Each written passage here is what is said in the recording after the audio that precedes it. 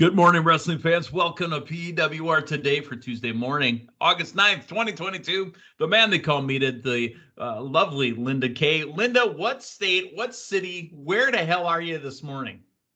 I am back in Milwaukee. Ooh, Been quite a it's minute. Algonquin for the good land. Exactly. Thank you, Alice Cooper. Welcome back. Hey, now, how was the fridge? Everything was good. All the food was, anything that you had left was, dry goods that were okay. You didn't have any perishables left over. Yeah, everything looked pretty good. Everything smelled good. Okay. Yeah, I get a little breather back home before I gotta hit the road again, but just felt good just to be back. It's like you're home from college to do laundry. Pretty much. That is a good call. Guess what's on my list for today, Meathead? Do laundry. But you know what? You wouldn't have to do laundry if you had just ordered from Collar and Elbow. Tell us about it. I do. So when I say I have to do laundry, of course I've got my huge stack of collar and elbow gear. But there's other things that collar and elbow may not have made yet, like undergarments or stuff like that you should wash on a regular basis. So delicates or unmentionables or sure, but if you don't have your stack of collar and elbow t-shirts or tank tops or jackets, make sure to go to collarandelbowbrand.com to check out the latest and greatest in wrestling street fashions.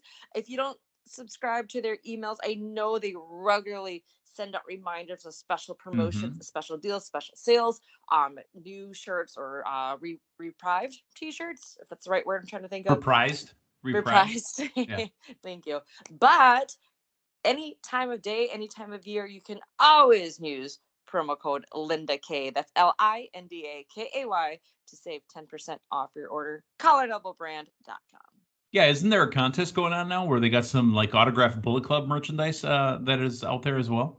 I believe so, yeah. So something like that. Subscribe to that email and check it all out. Nice. Now, Linda, I want you to know that today, folks, this is a warning. This is a parental discretion. I'm working stiff all day long today, thanks to Collar and Elbow. There you go. All right. Let's get to a little bit of news first. It was probably official a couple of weeks ago. I know we talked about it during the whole Vince McMahon stepping down time frame, but it has been made official now. It is hitting the news cycle. Johnny Laurentius no longer has a job. No more people power for Johnny Ace. John Laurentius also falling as far as what's going on with WWE in the hierarchy of the leadership. Your thoughts on Johnny Ace no longer being with WWE? Well, I do believe, as you just mentioned, it was already amongst the rumors, the innuendo, if you will. So I guess, is it official now that he's officially out? So Oh, sorry, go ahead. I was going to say, here's the thing. So, companies have DLs, right? Distribution lists. Yes. So, if you put on a DL for this group or that group, one of my favorite Conan segments of all time is called the Foodies one, where Conan finds out there's a special group that eats free food when it comes in from the networks.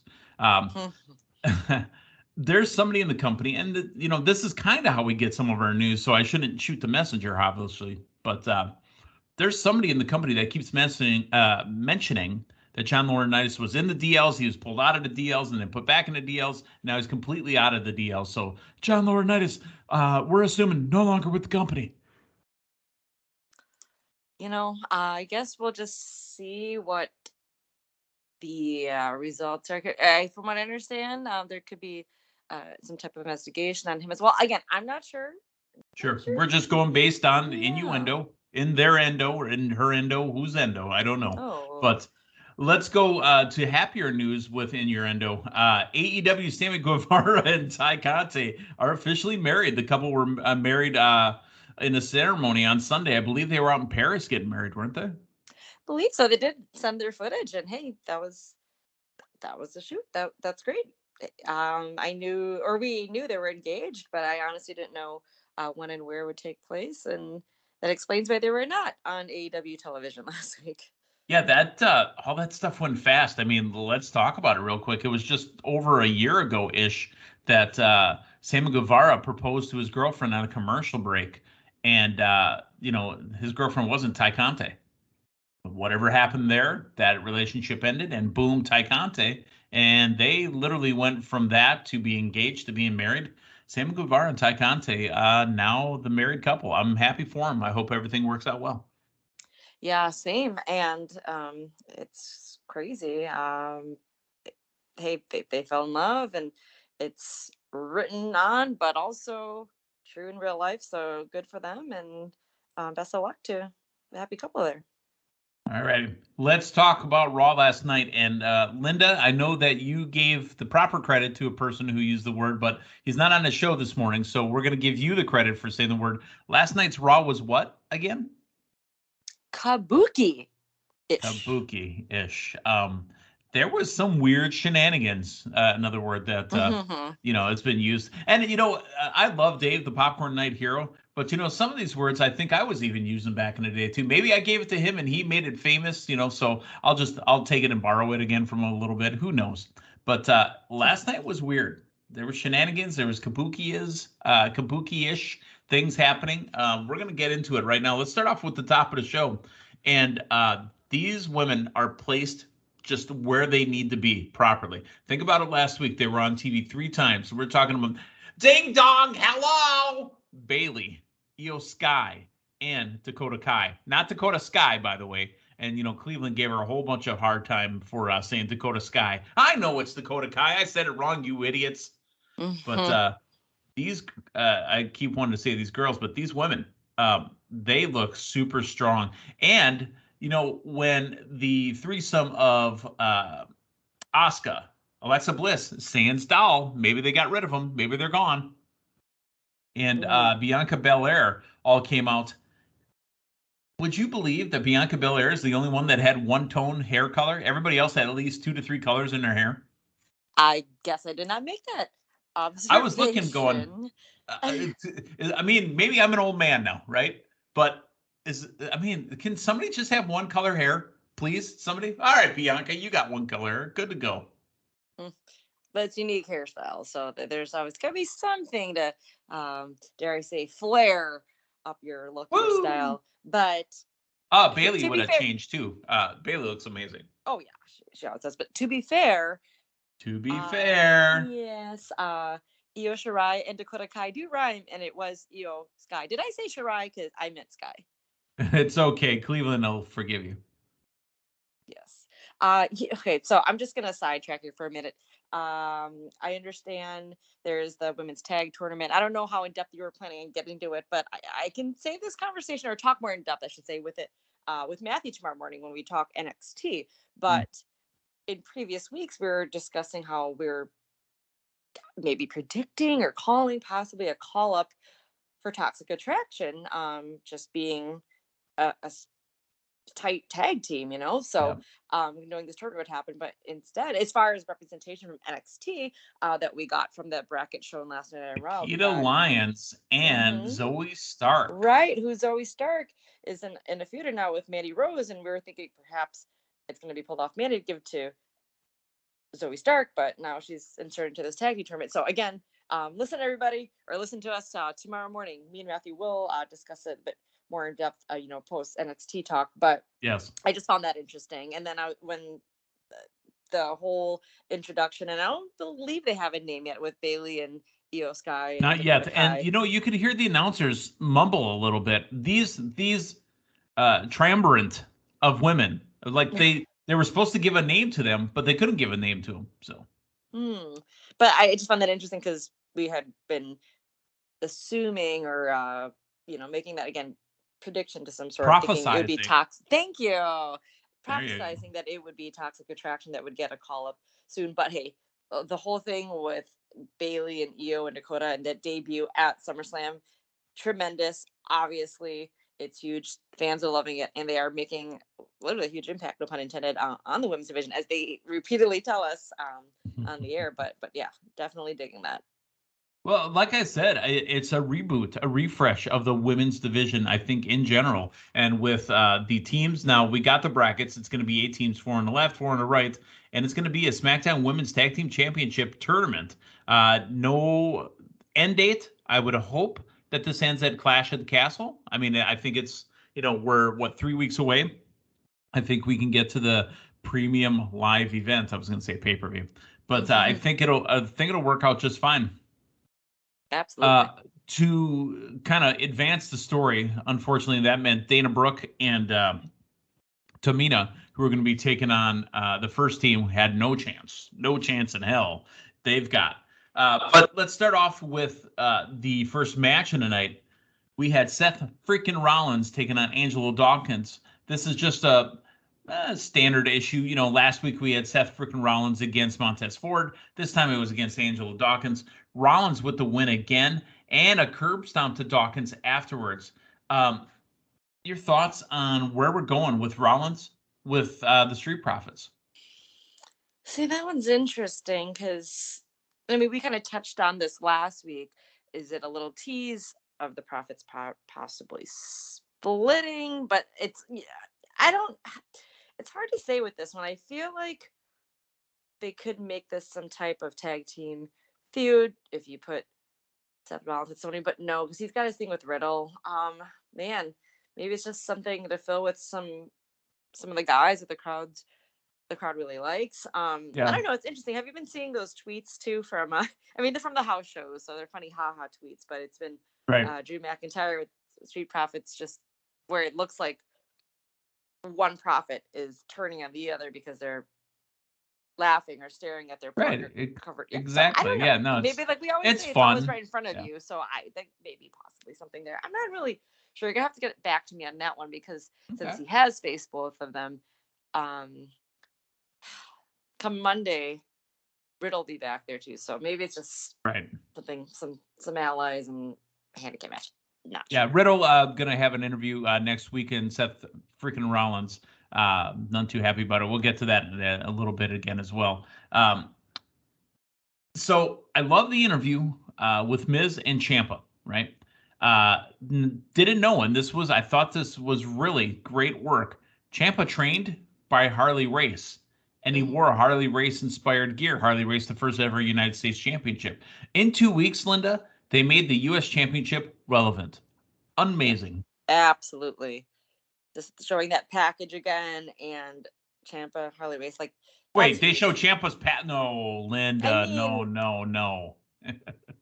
The video package. Yes, go ahead. Yes, but absolutely, this is speaking of reboot, showing a little bit more of the importance of that U.S. title, and just playing into that, just that huge setup, because this was a match I think all week. At least you and I'm sure many in the WWE universe I was really looking forward to. Yeah, absolutely. One thing I don't look forward to, and I don't know the man personally, but Kevin Patrick has to stop smiling. It's kind of like Ronda Rousey when she would come up to smile. Why is Kevin Patrick so happy?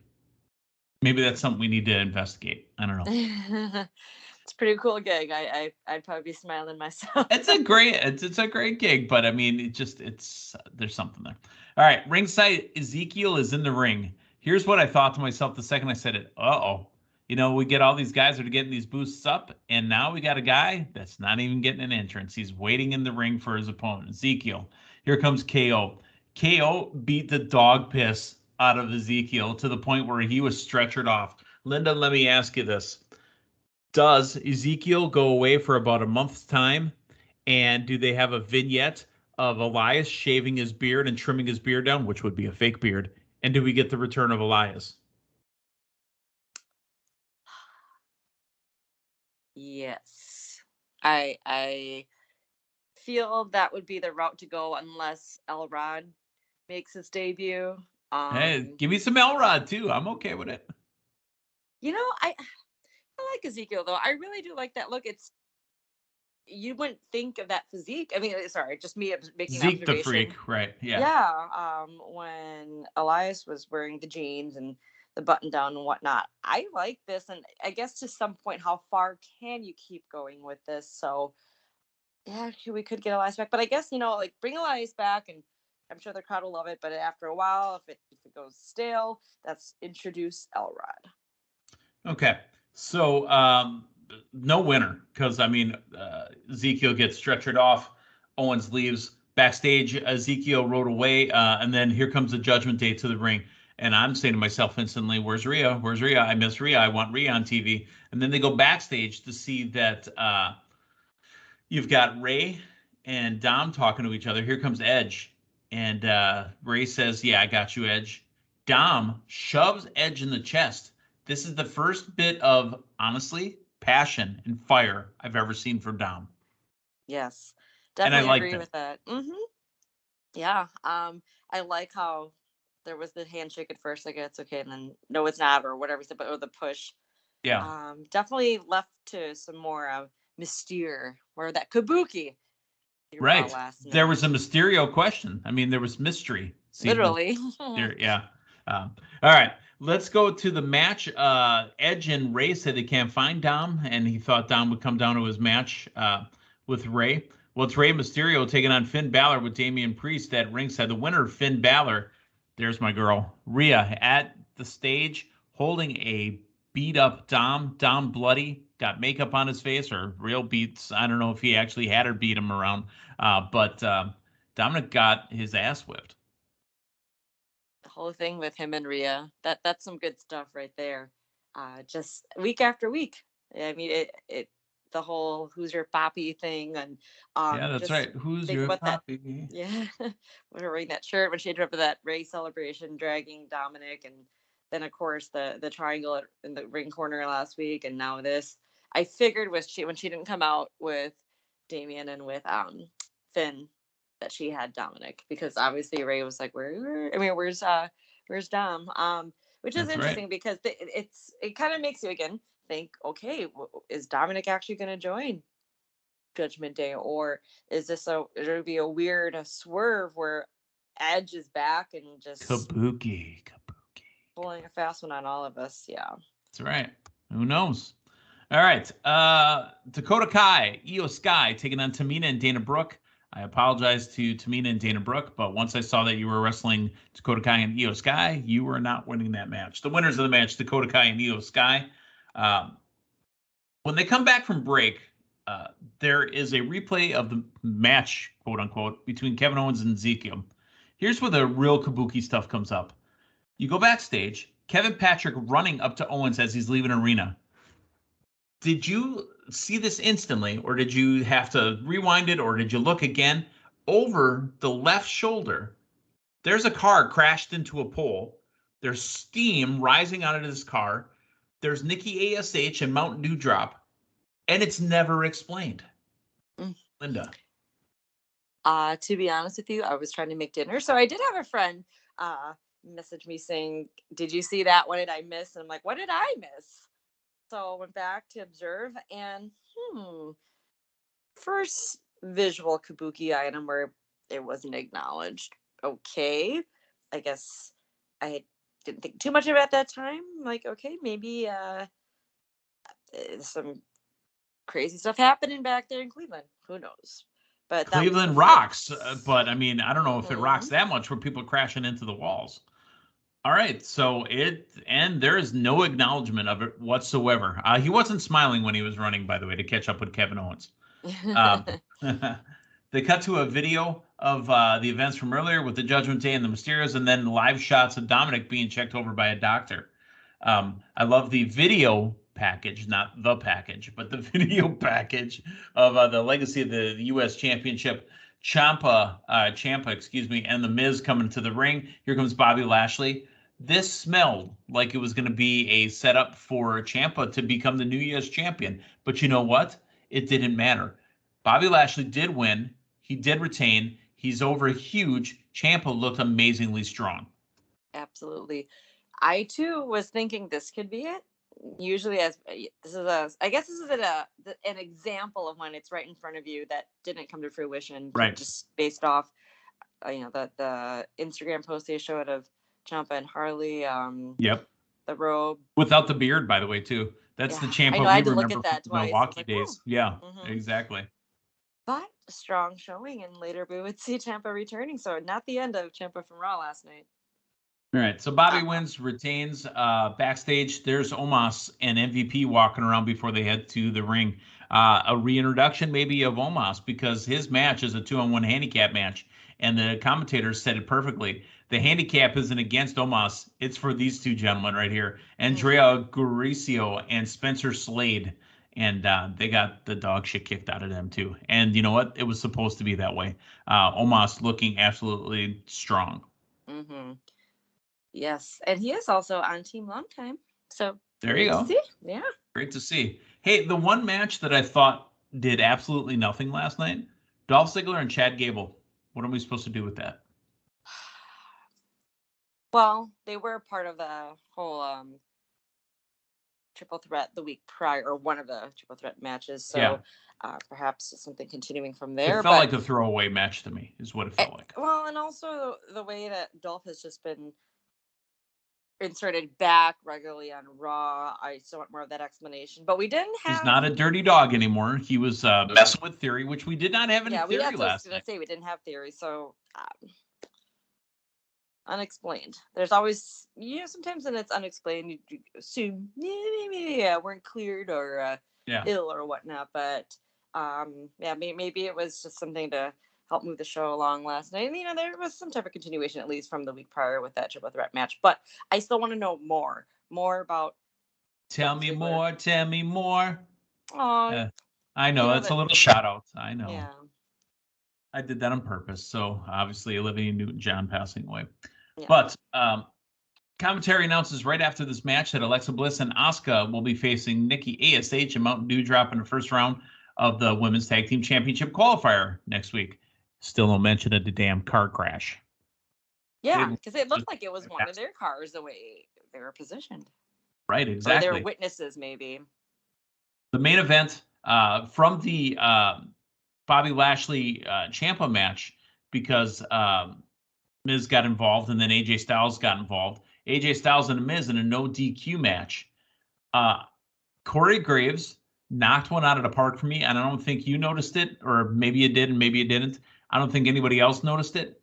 When he gave him a Russian leg sweep with the Singapore cane, did you know what he called it? I must have missed this. The White Russian leg sweep. Do you know who that's homage to? Do tell? ECW original Sandman. Oh. That was his finisher, the White Russian leg sweep. Very nice. I love the little shot there. That I'm like, did he just call it the White Russian? And I wait for the caption to catch up. It says Russian leg sweep, but he said White Russian. Let me rewind that. All right. Great match. Great table spot for Ciampa, who went through the table trying to come out and help Miz. The winner, AJ Styles. Linda, the camera was angled perfectly over to the corner. By the way, I think we've had this conversation before. Best wrestling seats I've ever had for just a regular Raw was those seats that were seat 1 and 2 right by the commentary table that were in their own aisle in that little spot where most people do their run-throughs. Mm-hmm. The camera's aiming at that spot. And for the last 2-3 minutes of the match, and while AJ is taking his accolades, everybody in the crowd is staring at Sheriff's wrestling with a guy in a black zip-up hoodie, and they're not paying any attention to it. It looks like they're about to pull him out. And I look, wait, is that? And then commentary goes, hey, is that? What? And I stop it right away. I didn't hear what they got to say. I went back and I'm sitting on my couch.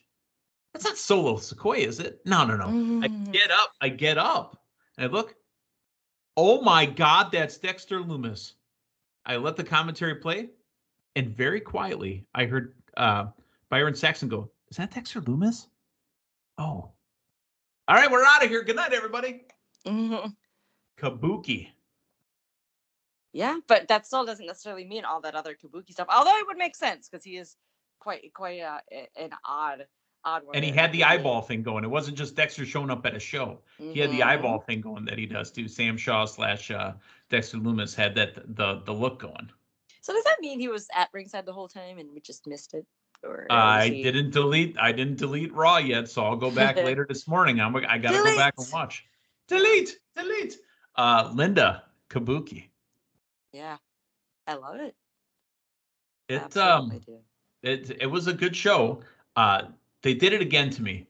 They did something that makes me go, I can't wait to see what happens next week. And that's what we want in television, folks. Just like how we left off the air from SmackDown last week. TikTok. WWE, we may have woken up a sleeping beast.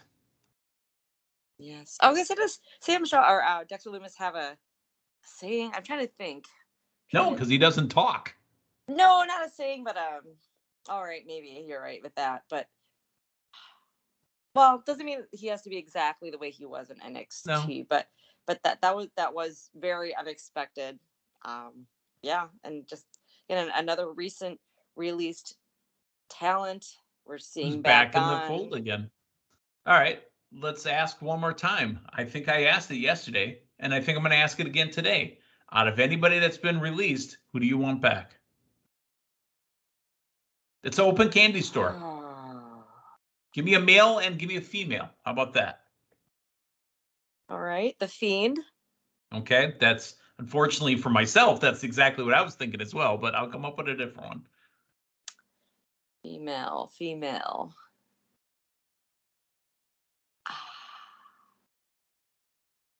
Yeah.